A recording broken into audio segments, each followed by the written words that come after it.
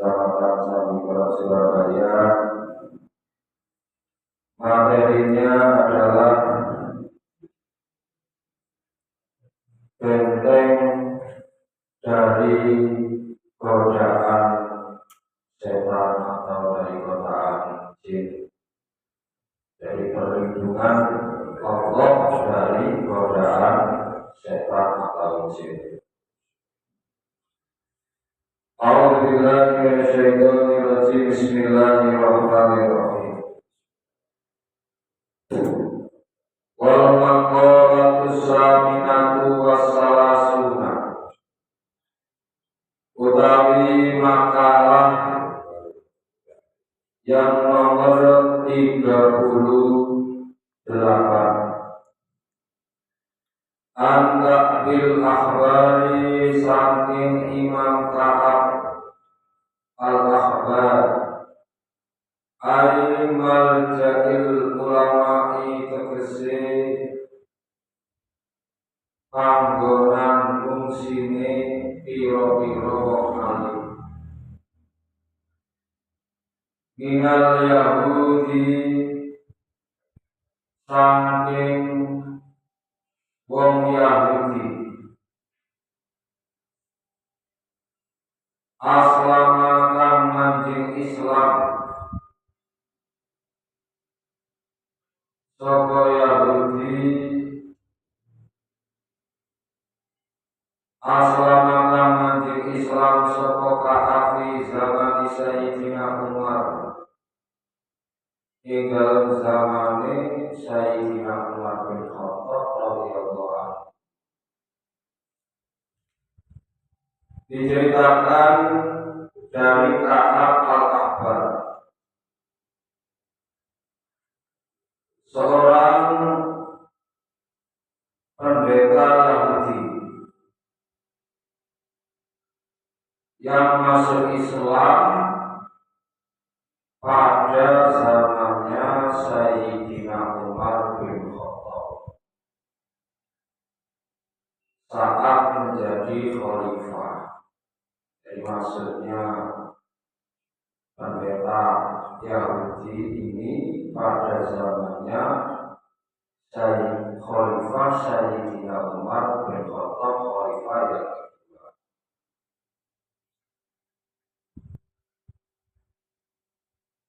Dia semula beragama Yahudi, kemudian masuk Islam. Beliau mengatakan, al-husulu lil mu'minina minas syaitani salasun. Benteng lil mu'minina, utawi benteng lil mu'minina kedue wong mukmin, minas syaitani saking setan, salasun iku telu. Jadi dalam pandangan orang Yahudi, orang Islam itu mempunyai benteng dari gangguan setan sebanyak 3. Minal fisoli, saking piro-piro perkara, ayil lati tamahul mu'minina, tegesi bentengi angegah ing piro-piro wong mukmin, wa tafaduhum lan reksa gunting al-mu'minin minas syaitoni, saking piro-piro anggoda setan, salasun iku telu. Wal hisnu, utawi benteng kang nomor 1, buah al-makan, yaitu panggonan al-murtafi kang luhur, alladhi yamna'u kang nyegah kepomatan al-adwa ing musuh. Wal isnu, utawi benteng aidon halimale asilahu, iku gaman kama fil asasi, koyo barang ing dalam kita al-masjidu utawi masjid. Nomor satu menurut Imam Ka'ab al-Akhbar, seorang pendeta dari orang-orang Yahudi yang masuk Islam, kata satu,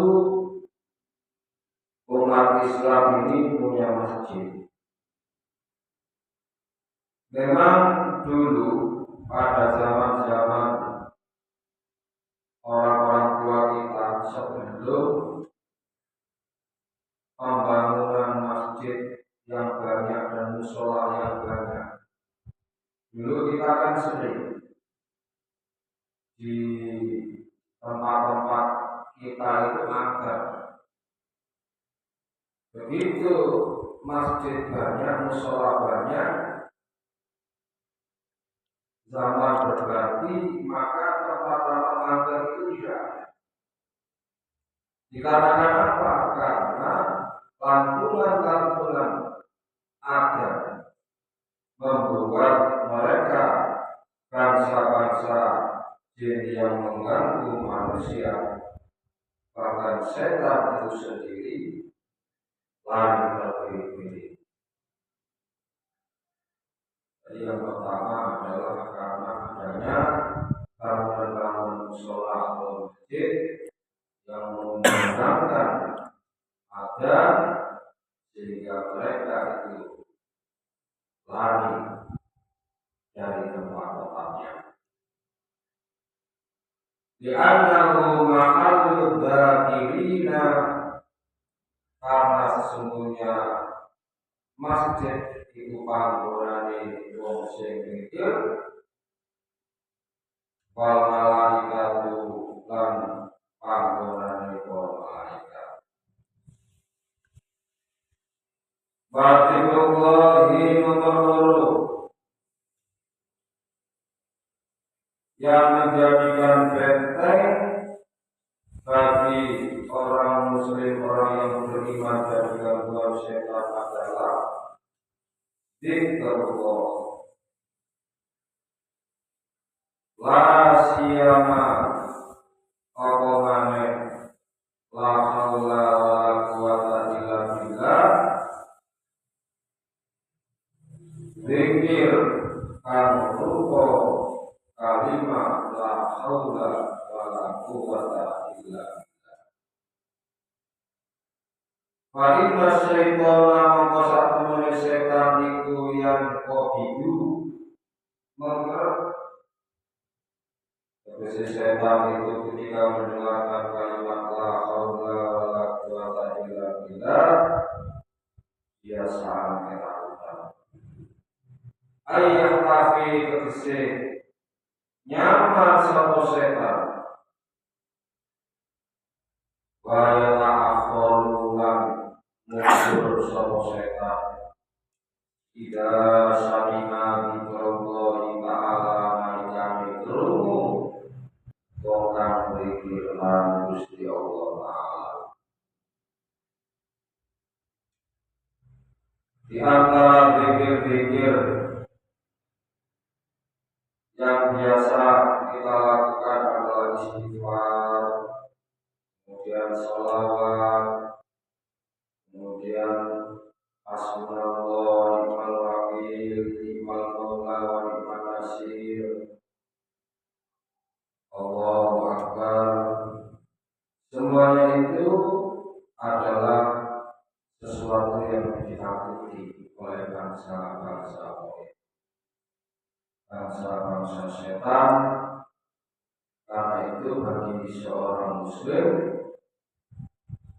jangan sampai mempunyai rasa takut, karena kita punya senjata dari Allah Subhanahu wa Ta'ala, yaitu zikrullah yang kita lakukan di dalam hati ini. Allah akan menjaga kita dari godaan syaitan. Yang ketiga, qiraatul Qur'ani,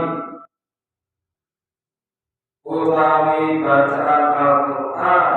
Islam itu juga benteng la siyama qomane ayat kursi wa ayat kursi kama huwa mujarrabun.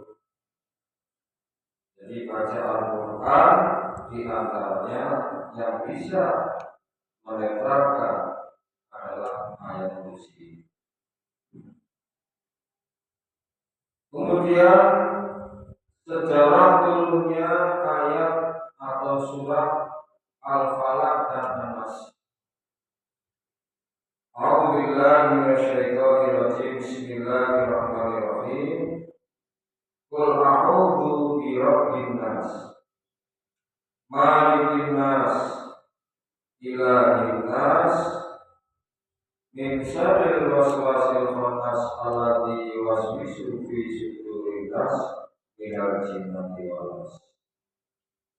Katakanlah wahai Muhammad, aku berlindung kepada Tuhannya manusia, Rajanya manusia, sembahan manusia, dari kejahatan setan yang bersembunyi, yang membisikkan ke dalam dada manusia dari golongan jin dan manusia. Jemaah yang dimuliakan oleh Allah Subhanahu wa Ta'ala, keutamaan membaca surat An-Nas adalah menjaga dari keburukan,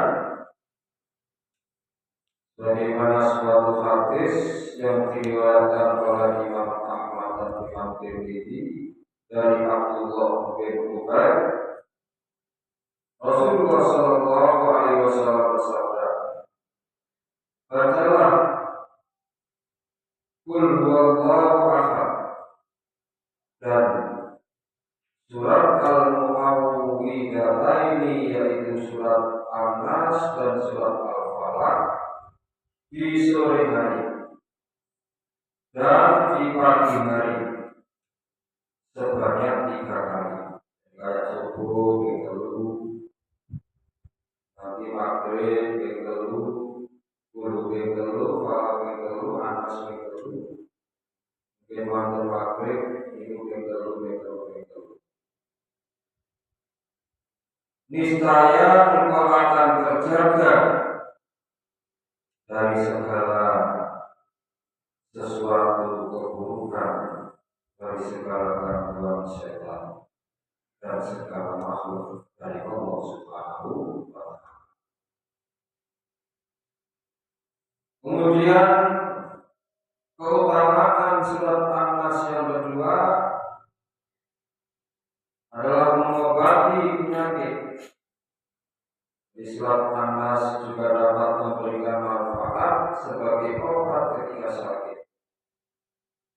Imam Malik meriwayatkan dari Aisyah radhiyallahu anhu bahwasanya jika Rasulullah merasa sakit, maka beliau membaca untuk dirinya surat Al-Mu'awwidhatain, yaitu Qul a'udzu birabbin nas dan Qul a'udzu birabbil falaq, dan meniupkan ke dalam air.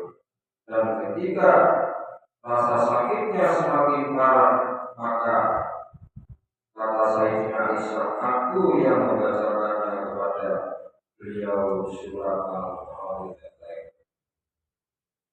Aku mengusapkan kepada tangan beliau dengan mengharapkan berkahnya. Hadis riwayat Imam Bukhari. Yang ketiga, mendapatkan perlindungan dari Allah Subhanahu wa Ta'ala. Dalam hadis dari Uqbah bin Amir radhiyallahu anhu mengumumkan bahwa Rasulullah pernah bersabda kepadanya, wahai Uqbah, maukah kamu aku beritahu kepadamu sebaik-baik surat yang dibaca, yaitu Qul a'udzu birabbil falaq dan Qul a'udzu birabbin nas. Wahai Uqbah, bacalah keduanya setiap kali engkau akan tidur dan engkau bangun dari tidur. Tidaklah seorang meminta, tapi adalah seorang berlindung dengan sebab seperti itu, melainkan dilindungi oleh Allah Subhanahu wa Ta'ala. Jamaah yang dimuliakan oleh Allah Subhanahu wa Ta'ala. Ada sebuah cerita, sebuah riwayat yang diriwayatkan oleh Imam Bukhari dan Muslim dari sebuah hadis bahwasanya Nabi Muhammad Shallallahu Alaihi Wasallam itu pernah disihir, pernah disantet oleh seseorang Yahudi yang bernama Labid al-Aswad. Jadi pernah namanya yang mensihir Labid al-Aswad. Akibatnya Nabi Muhammad mengalami sakit. Beliau lemah lesu dan tidak bersemangat.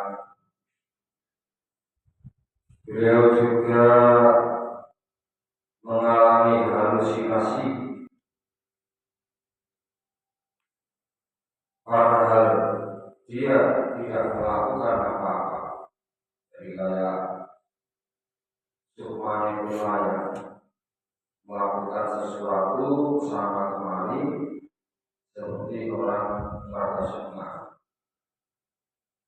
Salah satu halusinasi yang dialami beliau adalah telah membayangkan mendatangi istrinya satu persatu pada Rasulullah. Dia sakit, lemah, dia berdaya. Nabi Muhammad tidak menyadari bahwa beliau terkena sihir. Beliau hanya merasakan ada sesuatu yang aneh dengan dirinya. Beliau kemudian berdoa kepada Allah untuk diberikan petunjuk atas apa yang menimpa dirinya. Berdoa kepada Allah, ya Allah, apa sebenarnya yang telah terjadi pada diriku ini? Berilah kami petunjuk-Mu, ya Allah. Kemudian Allah Subhanahu wa Ta'ala mengirimkan dua malaikat dalam wujud manusia, memberikan tahu kepada Nabi Muhammad tentang sihir yang menimpanya. Malaikat-malaikat itu menjelaskan bahwa pelaku sihirnya adalah Labid bin al-Aswad dan tempat sihirnya diletakkan di dalam sumur yang mana sumurnya itu bernama sumur Zarwan. Terkait adanya jawaban doanya itu, Nabi Muhammad memberitahukannya kepada Sayyidina Isa. Nabi Muhammad mengatakan bahwa Allah telah memberikan jawaban atas pertanyaan yang pernah beliau ajukan. Jawaban tersebut disampaikan oleh dua malaikat. Aku kedatangan dua laki-laki, salah seorang duduk di sisi kepalaku, seorang lainnya duduk di sisi kakiku, kata Rasulullah kepada Sayyidah Aisyah. Salah satu malaikat yang berwujud laki-laki itu lalu menjelaskan bahwa Rasulullah telah terkena sihir dari seorang Yahudi yang bernama Labid bin al-Aswad. Dia adalah pelakunya. Malaikat tersebut mengungkap jika Labid menyihir dengan menggunakan sisir dan rambutnya Rasulullah SAW dan menggunakan kulit mayang kurma jantan. Jadi ada kulitnya kurma jantan, sisirnya itu dibungkus sama kulit mayang pun magenta, bungkus sama sisirnya sama rambutnya. Jadi sisirnya Rasulullah dicuri dan diikat di dalam kulit mayang pun magenta. Wabib bin Al-Asam ini kemudian mengikat rambut dan kulit mayang tersebut dengan tali 11 siput. Kemudian ia sembunyikan gulungan sihir tersebut di bawah batu di dalam sumur Darwan, yang mana letaknya itu di pinggiran kota Madinah.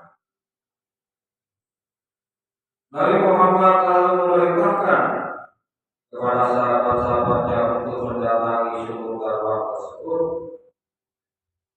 Sesampainya di sumur, mereka melihat jika air di dalam sumur Darwan tersebut berwarna merah kecoklatan, seperti air perasan daun pacar.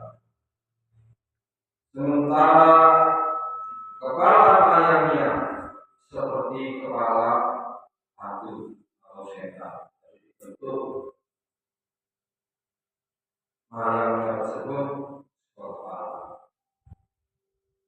Satu riwayat menyebutkan bahwa gulungan sihir tersebut dibiarkan dalam sumur tersebut.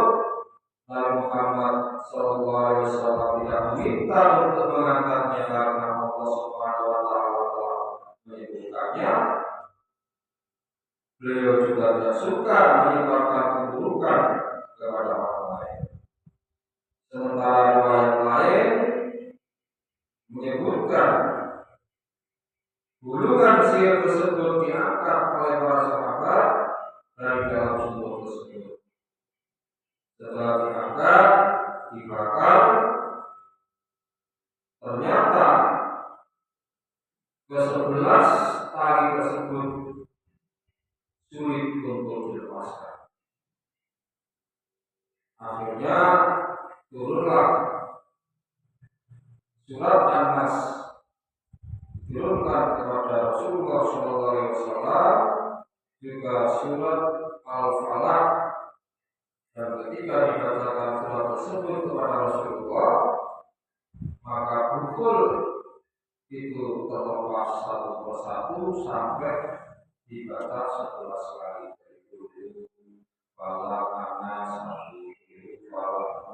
Sampai 11 kali barulah tali tersebut terlepas.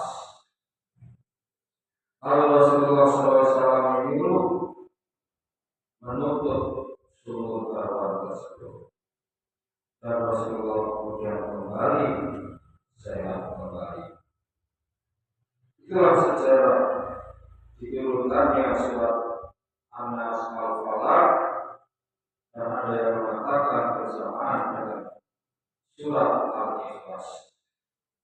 Jamaah yang dimuliakan oleh Allah Subhanahu wa Ta'ala, sejak saat itu sebelum tidur Rasulullah SAW selalu membaca surat Al-Falaq, An-Nas dulu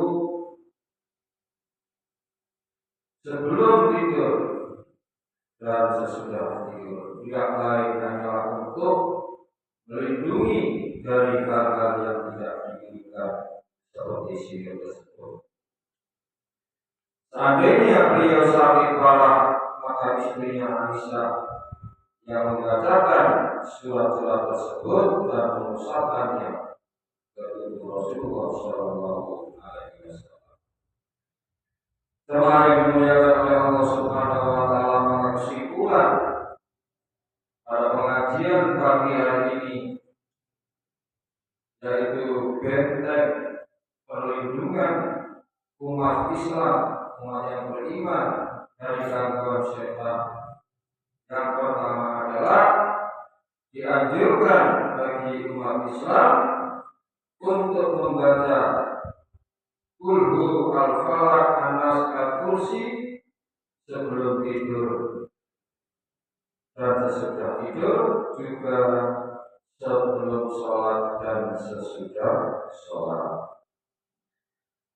Kemudian yang kedua, memperbanyak berzikir, di antaranya zikir istighfar, sholawat, la haula wala quwwata illa billah, agar selama di dunia dilindungi oleh Allah Subhanahu wa taala selama di dunia dan di akhirat. Yang ketiga, yaitu kita yang mengasihi sesama makhluk sebagai pengabdian kita kepada Allah untuk bekal akhirat, karena Rasulullah SAW diutus ke muka bumi ini adalah wa ma arsalnaka illa rahmatan lil alamin. Maka kita berlaku sebagaimana Rasulullah, yaitu mengabdi kepada Allah Subhanahu wa taala melalui rasa belas kasih kepada sesama makhluk dan melayani sesama makhluk, baik itu lewat anak, lewat istri, lewat orang tua, mertua, tetangga, masyarakat, sebagai bentuk pengabdian kita kepada Allah Subhanahu wa taala. Semuanya itu adalah sebagai bekal kita di akhirat. Itulah yang dapat kami sampaikan. Ihdinas siratal mustaqim. Assalamualaikum warahmatullahi wabarakatuh.